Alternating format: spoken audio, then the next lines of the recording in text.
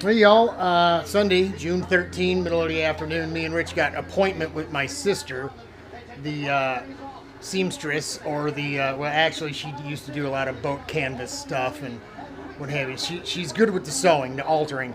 We're going to take those two Repsol suits, the one with the upside down arms, right, and the one that Bilal sent to make up for it, and we're going to have the legs, we're going to put them on inside out. She puts this up on a stand and she pins the legs. I don't like how big the legs are. We're going to see if, Rich hasn't tried one on yet, whether he wants, his legs are shorter than mine, so he may want to have her do some altering to it. She's going to take a look at how difficult it is to swap the arms, right to left, left to right, and all that stuff for Rich, and then we're going to have a belt made with Rich's name and blood type and all that stuff on it for her to put on here. So he's got a suit like mine. He's going to send Bilal the dough to pay for it. But before we take off, that was my sister that just sent me the text message there. I started wet sanding. Started with the big tank first. This is 600 and then 1500. 600, 1500. We're not going to do either end because it's going to get sandblasted, or we're gonna probably won't put anything on here, but we'll probably put some kind of coverage here. I'm a little leery about putting anything on it because take a look what happened here. I mean, you saw in the old videos, right, what happened when a whole bunch of paint peeled off this tank here. It just bubbled up and peeled off. It's kind of done the same thing right in here on this weld. Right in here. Can you see that, folks? You see those little ripples there on the flat aluminum section?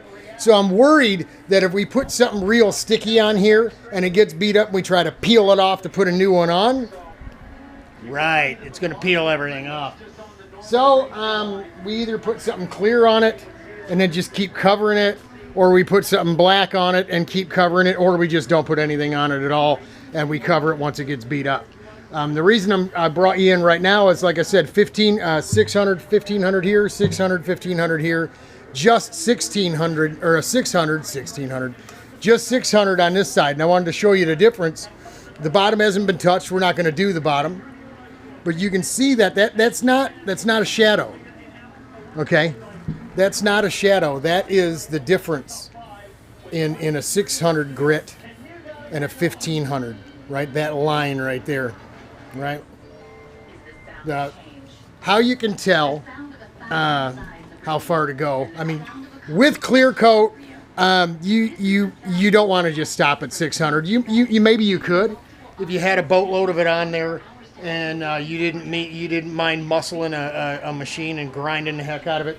The clear coat is going to be a lot softer and a lot easier to polish and get to smooth out, to remove scratches in than say gel coat.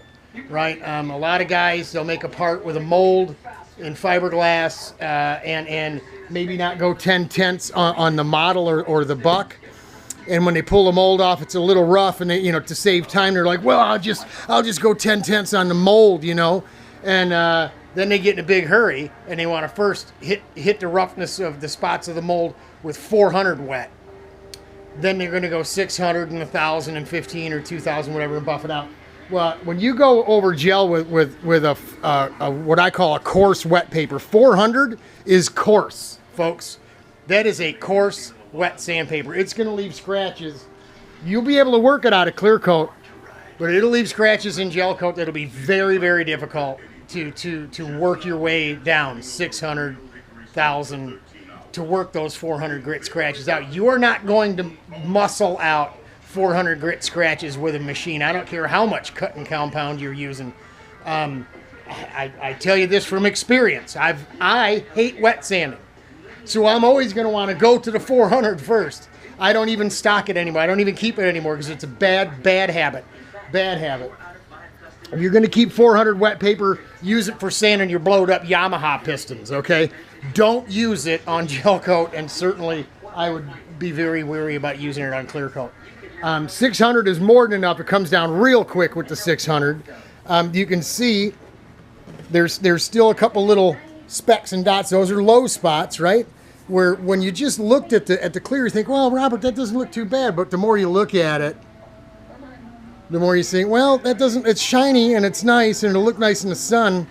But once it's smooth, man, when I buff this thing out, it's going to look like there's literally water flowing over it, unrippled, unmoved water flowing over it all the time. It's going to be beautiful.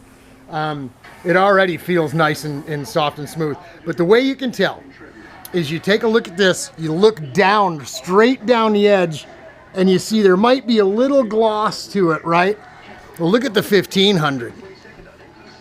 You look right down at and look, man, it's already nice and glossy. That's how you tell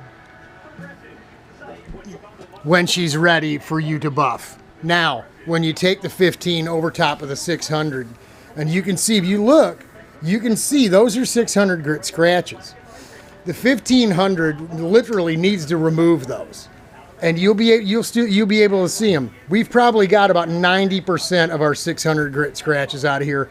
We're hoping the compound and the machine, you know, what we're going to use to buff with, are going to do the rest of the work. And with clear coat, it more than likely will.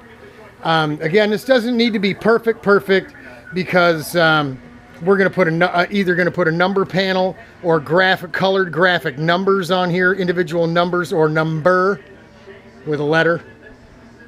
That's coming later. And of course, we're going to put the Repsol logo on here too.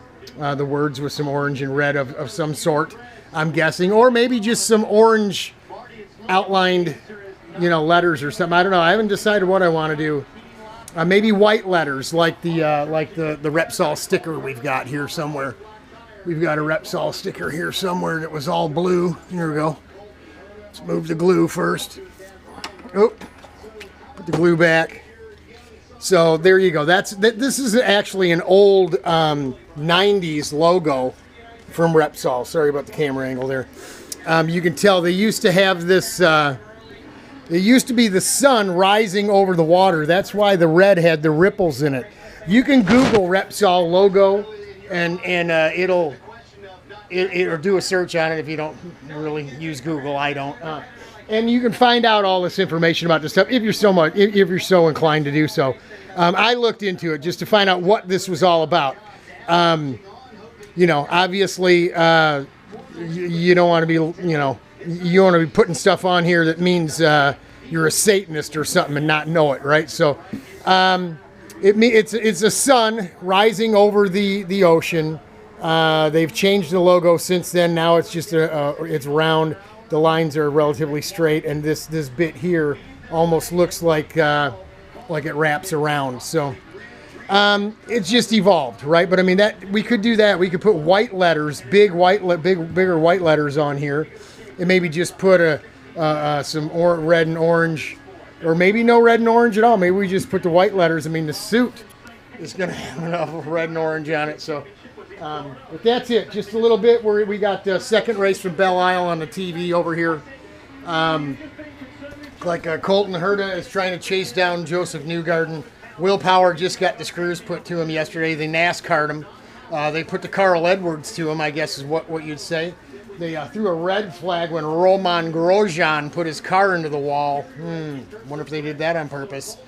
And red flagged the race after the guy busted his rear all day long, you know.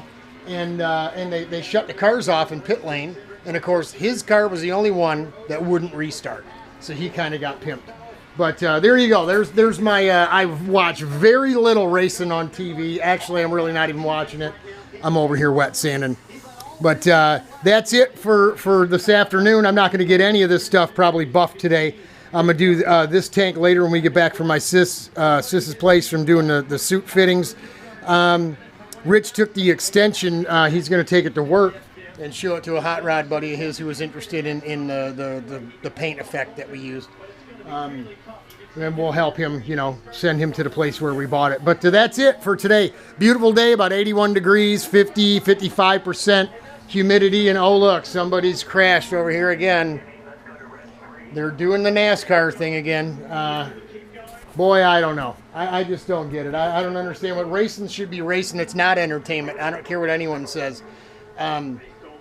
But that's why I don't watch a lot of it anymore. It's become so corporate. So you got the gay pride flag on one of these cars. Listen, man, Big Daddy don't fly that way. He don't bend that direction. So that's it for us. We're gonna get cleaned up here, grab the suits, head off to my sister's about 20 minutes from here. get fitted up, get back, do a little more wet sanding, and then call it a weekend. Race week this week, right? For the guys going to Mid-Ohio, good luck to everybody. Safe trip. We're just bringing the carts down to get delivered. We're going to put this cart on this stand, use that rack in the back of my truck, put the carts in the back of the truck, lock everything down. We'll probably take the rolling stand with us after we get this one over to Rich's house. Take the rolling stand with us so we don't have to take, one, a cart pusher, and two, we don't have to drive around trying to deliver these things with a pickup truck, right? We can just roll it down to wherever they're at once we find them. So that's it. We're hanging out. We're wet sanding. We're enjoying the weekend. Beautiful, beautiful day. This is perfect for me. Perfect racing weather. I love this. It's not too hot, but it's good and warm. So it won't take long for tires to get up to the temp in this weather, right? God bless. Godspeed. Hang in there, y'all. Don't be afraid to wet sand and buff. It's going to look beautiful. Hang out, y'all. We got some more for you.